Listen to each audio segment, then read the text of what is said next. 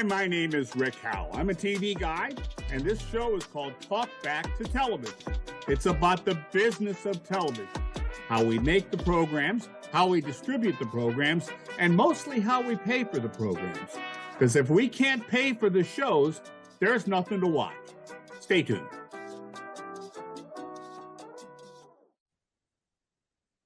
Good morning. This is Talk Back to Television, and I can honestly say after years of trying, I finally have Jim Turner as a guest. Jim, how are you?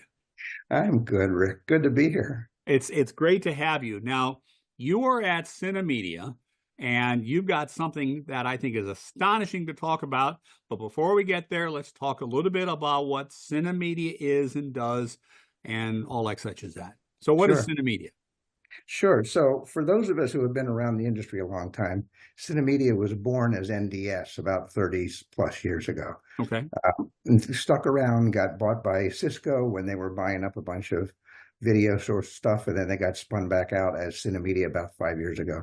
So we have three groups. One group is the traditional part of our business, the broadcast technologies part that does security. I mean, Cinemedia has given me a lot about security. So security, smart cards, all that kind of stuff.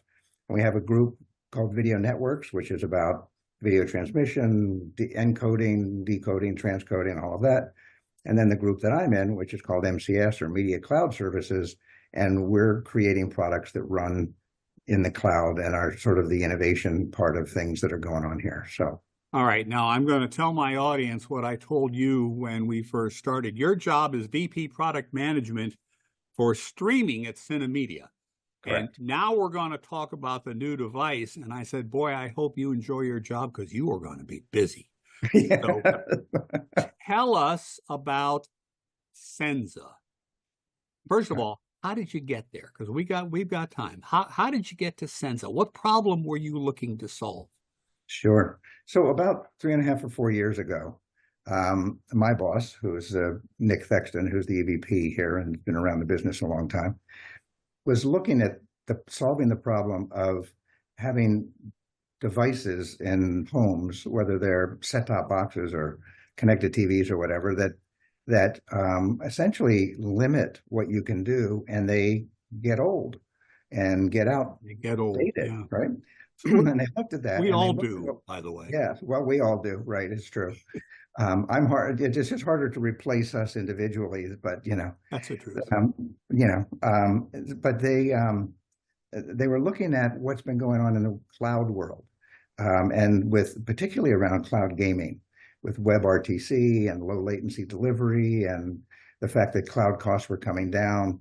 And they came up with this idea and said, well, what if we take all of that processing that gets done at the end of the channel now, or the end of the string, and pull it up into the cloud?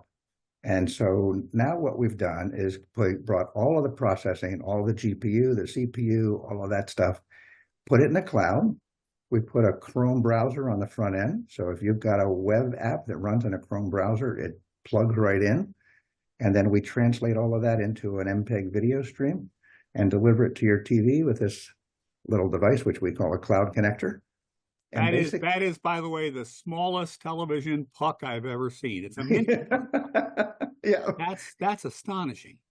Yeah, and that's an HDMI connection to the TV. To the TV, yep, and it's got a USB-C for power. It's designed for low power, so actually it comes with a little cable. You can power it from the USB port on your TV set. You don't need an external puck or a power block. Really? So you plug it into your HDMI port and into the power port. It's Wi-Fi, so you use your smartphone or app to hook up the Wi-Fi, and then all this really does is translate that video stream that we create in the cloud coming from the web, from the Chrome browser input, and it translates it to a video stream. This decodes it and turns it into HDMI, and it's actually very secure end to end. We've achieved Widevine L1 certification DRM, so to our knowledge, I think it's the first one that's been cloud-based that does that. We also have hardware security in this as well. Each one of these devices, when they're manufactured, there's an encryption key burned into them uniquely, which registers when it comes online And so we can then set up an encryption end to end that that is unique. And then this becomes your username and password as well. All right. Now, wow. What is the primary use of this device? What problem does it solve? I assume this is a consumer device, right? But I'm not necessarily going to go buy it, am I? No. Where am I going to get it? B2B2C. So we sell to companies, cable companies, satellite companies, telcos, all of those that want to deliver video to the home. So we do this inexpensively. We're also have a lot of interest and traction going into the hospitality market and hotels. Sure. We're seeing it in the lightweight digital signage business, like in bars and restaurants and shops. And we're just starting to get interest in the broader digital signage market because it's a great, inexpensive way to deliver video. Okay. Now, I'm assuming you're talking to the TV manufacturers, the LGs and the Samsungs and the Vizios of the world. So what I know about that business is they make bupkis on the glass anymore. Yep. Okay. And waiting for somebody to get a new TV set doesn't work if your core business is now packaging and bundling and delivering content, which is what they all are doing in various stages.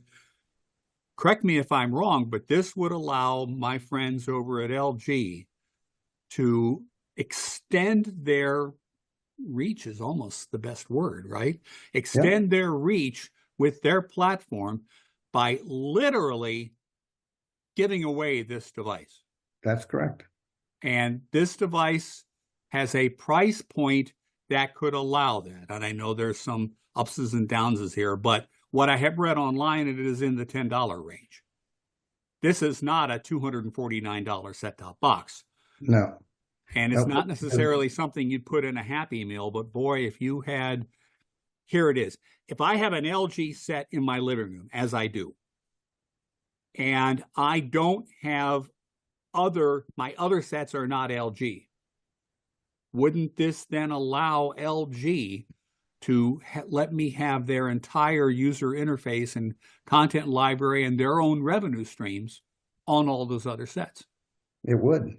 Right? So and if this same sort of model that in the old cable language, this is the old additional outlet stuff. Yeah.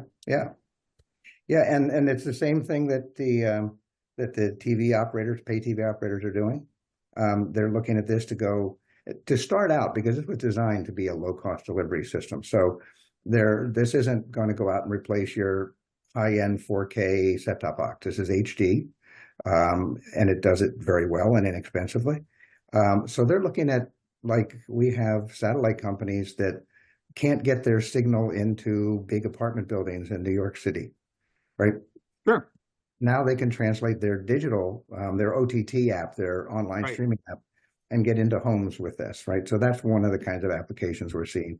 And or getting into new territories that they don't necessarily have fully wired out. We're seeing telcos and companies that are just broadband only suppliers that are saying, I can give these things away and put content on them, that put a whole collection of fast networks on it, and all of a sudden now I have an ad-supported device. So it's right now we're looking at seeing it, and we're seeing it sort of going into new spaces. But yes, it certainly could do that for TV manufacturers, and like I said, we're doing it for hotels, and getting rid of the clunky interfaces and clunky hardware that the hotels have in every room. So yeah. Again, I would tell Matt Durgan at LG and Katie Pond at Vizio right now to call you, because Vizio now has this little partner owner called Walmart. Yeah. Could put these things on end caps. Yeah. Oh my God. Now, I had on a show that actually ran today as we're recording this, Lou Borelli, we both know him, at NCTC, which has a different name. I was astonished to learn they are responsible for 1/3 of the connected homes in the U.S. Yeah. And this is a mix of traditional cable and ILEX and CLEX and BLEX and VLEX and all the other Lexes. Fact of the matter is they have a relationship with consumers. Yeah. The most important thing is they have that day-to-day relation. It's the old strength of cable, right? They have Yep. that day-to-day relationship with consumers. They should be right here with that. We've talked to them. Yep, they've seen this, and we're also working with a couple resellers here in the U.S. that are very big suppliers to NCTC. So the tier 2 and tier 3 market is one that's great for this. Okay, so this is officially dubbed Wicked Cool. You know, this is pretty amazing. In Thank the you. last couple of minutes, tell us how you make money. Sure. So as I said, the input to the system is a website. If you've got a website that runs in a Chrome browser, we've had people get fully onboarded to the device in less than 2 weeks. It also helps. That's not consumers. That's your trade partners. That's exactly. These are the content providers in the streaming platform. Correct. 2 weeks. 2 weeks. Up and running. And yep. And the other thing that's cool about it is because it's using web tech, it's easy, right? I mean, lots of people out there that can write HTML or WebGL. You can do 3D stuff. You can do you can decode multiple video streams in the cloud that you can't do on set-top boxes and all that kind of cool stuff because it's running on the website.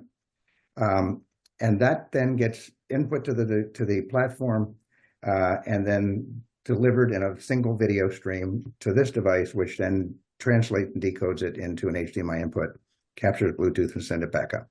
Now, the other thing it does is it manages and combines the output from your CDN. So